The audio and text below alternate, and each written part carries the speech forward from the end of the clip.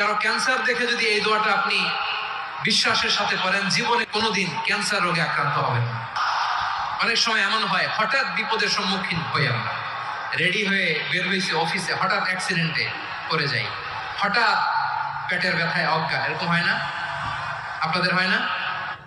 বিষ্ণু ইসলাম বলেন, আকস্মিক দুর্ঘটনার বিপদ থেকে যদি কেউ বাঁচতে চায়, সকাল সন্ধ্যা যেন প্রত্যেকে এই দোয়াটা পড়ে। সকালে যদি 3 বার পড়ে, সন্ধ্যা পর্যন্ত হঠাৎ হঠাৎ বিপদ থেকে সে রক্ষা পাবে।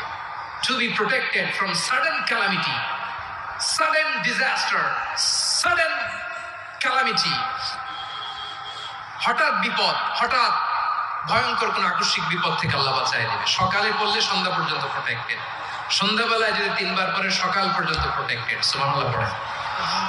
দোয়াটা কি? দোয়াটা হচ্ছে বিসমিল্লাহিল্লাযী লা ইয়াদুররু মা ইসমিহি শাইউন ফিল আরদি ওয়ালা ফিস সামা।